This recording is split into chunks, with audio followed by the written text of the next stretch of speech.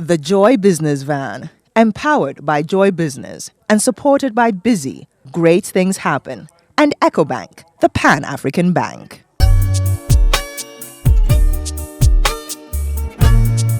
Hi, welcome Joy Business Van.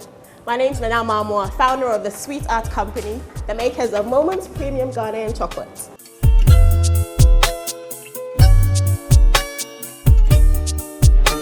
In her father's garage, Ruth makes her chocolate confectionaries from bean to bar.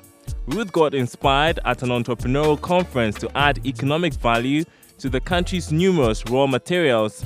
So what I did, I went home the next day and I wrote out all the raw materials that I thought we had in Ghana. I wrote some that probably we don't even have to. But then I wrote gold, I wrote oil palm, I wrote cocoa, and a few others, and literally took it one by one. And I was like, hey, what can I do with this? I knew I couldn't do anything with gold because I couldn't get gold. I didn't have any money. And then I started cutting it off like that. And so I was left with cocoa. And then I remember when I was living in England, I always used to mention how I didn't like the packaging of Ghanaian chocolate.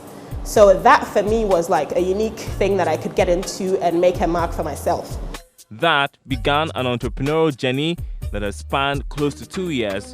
Ruth had no idea about chocolate making, but that wouldn't stop her from going to the central regional village of Ejumako Besiase to get a bag of cocoa beans to experiment with. You're going to teach me how to do this, are you?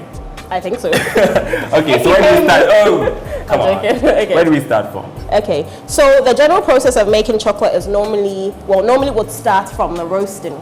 But that's tell a lie. It would normally start from the sorting of the beans. So when we get a bag of beans, it has a lot of debris in there, a lot of hairs from the dogs that have been, well, I'm not trying to put people off chocolate, but that's actually what it is. Yeah. So it has a lot of stuff in there that we have to take out. So we generally do that outside because the beans are contaminated before they're roasted. So we would spread it out and take out all the bad beans. You know, all the stuff that you don't want to see in there. We'll take that all out and then we go into the roasting process. It's we have a manual roaster that we kind of like manually do it. See how my arms are all abo. Anyways, okay. And so basically that's what happens. And then once we're done, we bring it here. So this is roasted beans. It's quite easy to crack once it's roasted. You do this, you'll crack it. Okay. And then you'll get the nib in there. Okay. So normally this is called a nib. So you want to try one, you crack it yourself. Okay. Hope I don't destroy it. Oh no, you know, it doesn't matter because the nibs will be destroyed anyway. You want to taste? It's better. Ruth's first chocolate, as she recalls, didn't turn out quite well. We roasted the first batch.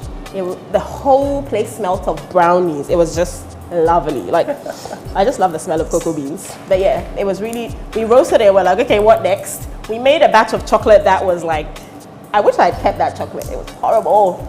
It wasn't good. Ruth was not deterred. Fast forward, she makes very good chocolate confectionaries.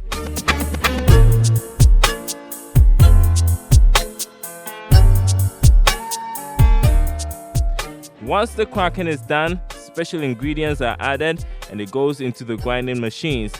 I get to try my hands on molding the chocolates and then to the fridge.